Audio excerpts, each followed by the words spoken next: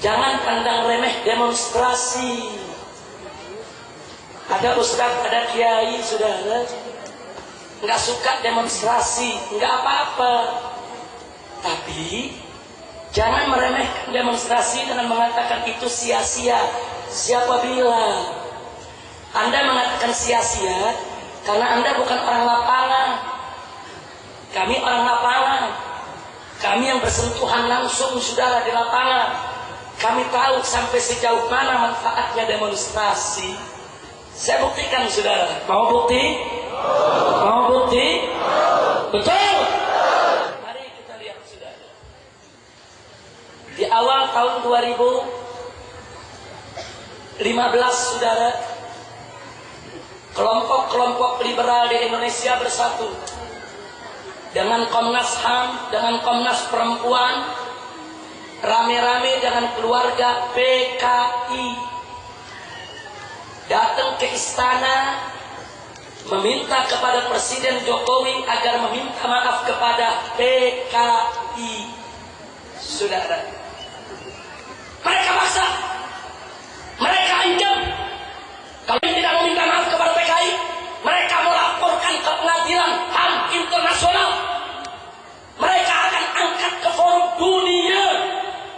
Dia paksa, saudara. Dan dibantu oleh negara-negara asing, dibantu oleh Amerika, dibantu oleh Australia, dibantu oleh Inggris, saudara. Indonesia ditekan agar Presiden minta maaf kepada PKI. Saudara, saya dengar, saya pikir ini cuma isu, ini gosip, ini rumor. Tapi kita tetap harus waspada. Jangan-jangan ini bukan isu, kita selidiki, saudara. Sampai kita telusuri kepada kawan-kawan yang di istana. Sekian bulan kita selidiki, ternyata betul, saudara. Presiden sedang ditekan untuk minta maaf kepada PKI, Partai Komunis Indonesia, saudara. Nah, kemudian kabar masih santer lagi, saudara. Ternyata presiden kita goyang, nggak bisa melawan, saudara. Presiden berencana akan menyampaikan permohonan maaf kepada PKI pada saat menyampaikan pidato kenegaraan di peringatan HUT RI yang ke-70, saudara, tanggal 17 Agustus tahun 2015. Begitu positif kita dapatkan berita, kita sebarkan kepada para ulama, kita kasih tahu kepada para habaib, kita kasih tahu ke pesantren-pesantren, ke tokoh-tokoh nasional, lengkap dengan semua bukti dan kesaksian, saudara. Sampai di bulan Juni, Kiai Haji Salahuddin Wahid, saudara, putra Kiai Haji Wahid Hashim Asy'ari, cucu daripada pendiri Nahdlatul Ulama, adik kandung Gus Dur, saudara, yang saat ini memimpin pondok pesantren Tebu Ireng, saudara, di Jombang. Apa beliau katakan? Kalau Presiden Jokowi minta maaf kepada PKI, maka Presiden telah menyakiti seluruh warga NU di Nusantara. Kemudian bulan berikutnya, saudara, Kiai Haji Hasyim Muzadi, mantan Ketua Umum PBNU, yang saat ini menjadi anggota Watim Pres, Dewan Pertimbangan Presiden, beliau mengatakan langsung kepada Presiden, saudara, sebagai penasehat Presiden, sebagai anggota Dewan Pertimbangan Presiden, beliau sampaikan kepada Presiden, Bapak Presiden, kalau Anda sampai minta maaf kepada PKI, bukan hanya NU yang Anda lukai, seluruh umat Islam se-Indonesia Anda lukai. Sebab dulu umat Islam yang melawan PKI, umat Islam yang memberantas PKI, umat Islam yang menghabisi PKI. Betul? Betul? Jadi kalau Anda minta maaf kepada PKI, berarti PKI tidak salah, berarti NU yang salah, Muhammadiyah yang salah, Syariat Islam yang salah, Masyumi yang salah, umat Islam yang salah. Masya Allah. Enggak, Presiden enggak jawab, saudara. Nah, karena tidak ada respon dari Presiden, Kiai Haji Hasyim Muzadi datang ke markas FPI, saudara. Beliau curhat, beliau sampaikan kekhawatirannya, saudara. Ini berbahaya sekali kalau presiden minta maaf atas nama negara kepada PKI. Lalu kami tanya, baik Pak Kiai, lalu apa yang harus kita lakukan? Maka beliau hanya mengatakan, FPI punya potensi besar untuk melakukan suatu gerakan secara nasional untuk menekan jangan sampai presiden minta maaf di bulan Agustus yang akan datang. Dengan amanat ini Pak Bu, kami kumpulkan seluruh ormas Islam di Jakarta, NU-nya, Muhammadiyahnya, Persisnya, saudara, Ittihadul Mubalighinnya, saudara, ada 100 ormas Islam lebih. Kita sepakat untuk turun aksi besar di Jakarta, saudara. Kita beri nama dengan Parade Tauhid. Ratusan ribu umat Islam dengan pakaian serba putih, saudara, kita kumpulkan di Senayan. Kemudian kita ajak long march berjalan kaki menuju istana, saudara. Kita sampaikan kepada presiden, jangan coba-coba Presiden Jokowi untuk minta maaf kepada PKI. Kalau presiden coba-coba minta maaf kepada PKI, maka kami ormas-ormas Islam akan menggerakkan umat Islam di seluruh wilayah NKRI agar turun ke jalan, turunkan Jokowi dari jabatan presiden, sudah. Setuju tidak? Setuju tidak? Apel. Sudah sampai di situ, kita sampaikan. Kalau Jokowi sampai minta maaf kepada PKI, ganti namanya jadi Jokodo. Enaknya mau minta maaf kepada PKI, sudah. Kita turun, kita kasih ancaman, kita demo di mana-mana, saudara. Dan hasilnya Jokowi tidak jadi minta maaf kepada PKI sampai hari ini, saudara. Tapi bukan berarti sudah selesai, belum. Kelompok PKI dan liberal sampai hari ini masih terus menekan presiden agar minta maaf kepada PKI. Makanya setelah seminggu kami turun, saya dipanggil oleh Menko Polhukam Luhut Panjaitan, sudah. Kemudian dia tanya, Habib Rizik, Anda kemarin turun dengan ratusan ribu umat Islam ngancam mau nurunin presiden dari kursi jabatannya. Apa ini serius? Oh, kita jawab serius, Pak. Yang bilang main-main siapa? Kalau presiden minta maaf kepada PKI, kami turun ke jalan. Jokowi harus dilengsarkan. Dan saya balik bertanya, Pak Luhut, Anda ini jenderal, Anda ini tentara. Sekarang saya bertanya, Anda sebagai seorang prajurit, sebagai seorang tentara, apa Anda rela presiden minta maaf kepada PKI? Saat itu dijawab, saudara, Habib Rizik, saya tentara, saya prajurit, tidak mungkin saya ikut mendorong untuk minta maaf kepada PKI. Kalau saya minta maaf kepada PKI atau mendorong presiden untuk minta maaf kepada PKI, dia tunjuk pengawalnya. Ini pengawal saya dari Kopassus, dia bakal tembak kepala saya. Saya katakan, nah, kalau Anda sebagai seorang prajurit sudah didoktrin untuk tidak khianat, apalagi kami umat Islam yang dulu kiai-kiai kami, habaib kami, guru-guru kami dibunuh oleh PKI, dibantai oleh PKI, pesantren-pesantren kami dibakar oleh PKI. Kita sampaikan, Pak Luhut, jenderal yang mati cuma 7 dibunuh PKI. Tapi Habib, kiai, ustaz, santri yang dibantai oleh PKI ribuan orang. Kira-kira jelas tidak? Jelas tidak? Jadi kita minta Pak Luhut, Anda pastikan presiden tidak minta maaf kepada PKI.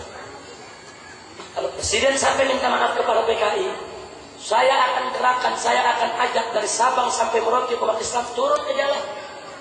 Minta Jokowi turun dari jabatan presidennya karena beliau sudah melukai hati bangsa Indonesia. Nah, mungkin ada yang nanya, Habib, kenapa sih nggak boleh minta maaf kepada PKI? Minta maaf itu kan bagus dalam agama. Sudah kan? Minta maaf dalam agama memang bagus. Tapi hati-hati minta maaf politik, saudara. Itu ada implikasi, ada efeknya. Satu, kalau presiden minta maaf kepada PKI, berarti PKI tidak salah dalam konteks politik Indonesia. PKI dinyatakan tidak salah, maka negara wajib merehabilitasi PKI. Arti merehabilitasi, nama baik PKI harus dikembalikan dan diumumkan secara nasional, sudah. Dan yang ketiga, partai PKI harus dipulihkan kembali oleh negara. Dan yang keempat, saudara, bahwa aset PKI yang telah dirampas oleh negara, disita oleh negara di tahun 1965 harus dikembalikan kepada PKI sebagai aset organisasi mereka, saudara. Dan yang kelima, PKI harus mendapatkan kompensasi, dan mereka sudah buat tuntutan ke Komnas HAM, saudara. Apa yang mereka minta? Setiap anggota PKI di tahun 1965 yang terdaftar sebagai anggota PKI harus diberikan ganti rugi 1 miliar rupiah per orang. Tercatat di tahun 65 anggota PKI di seluruh Indonesia berjumlah 3 juta orang, saudara. 3 juta kali 1 miliar berarti 3.000 triliun kita harus bayar kepada PKI. Kira-kira Indonesia bangkrut enggak? Bangkrut tidak? Dan bukan hanya bangkrut, PKI bangkit lagi, saudara. Dari mana PKI bangkit? Satu anggota dapat 1 miliar, potong separuh. Separuh buat pribadi dia, separuh buat pemenangan partai dalam pemilu, saudara. Dengan modal 1.500 triliun, suara umat Islam di mana-mana kampung bisa dibeli untuk memenangkan partai PKI, saudara. Berapa banyak masyarakat kita di kampung-kampung yang dikasih 50.000, orang kafir pun dipilih jadi pemimpin, saudara. Betul? Betul? Fakta, saudara. Nggak main-main, saudara. Nggak sampai di situ. Yang keenam, kalau pemerintah minta maaf kepada PKI, kalau PKI tidak salah, berarti yang memberantas PKI salah, saudara. Siapa yang berantas PKI? 1. TNI, tentara. 2. NU dan Bansernya, saudara. 3. Seluruh ormas Islam ikut membantu NU ketika itu, saudara.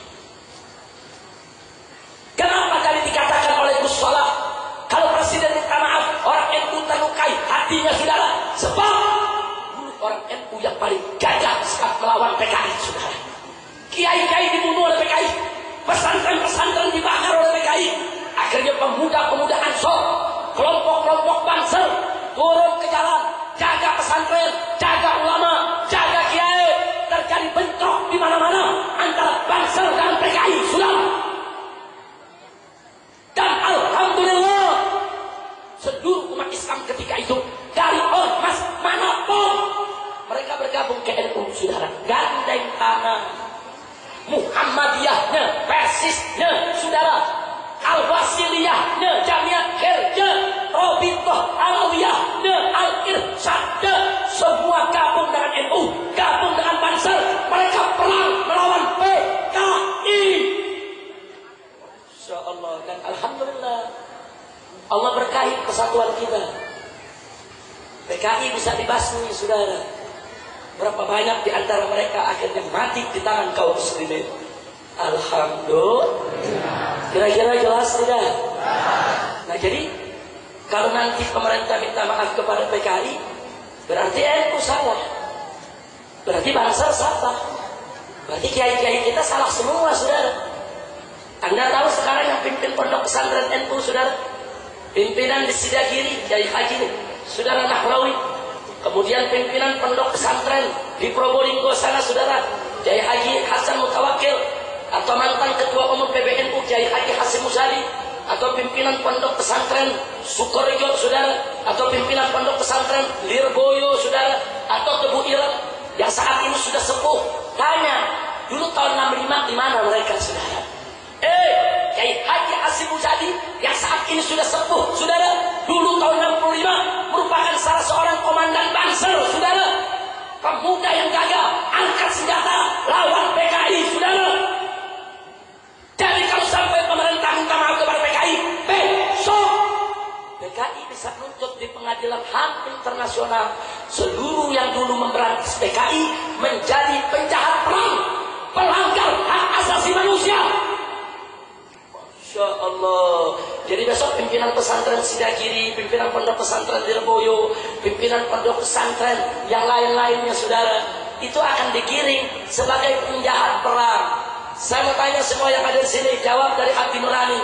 Kalau kiai-kiai NU, kiai-kiai Muhammadiyah, ulama-ulama kita yang dulu pernah perang melawan PKI, yang sekarang sudah sepuh, kalau besok ditangkap, diseret ke pengadilan HAM sebagai penjahat perang, ridho tidak?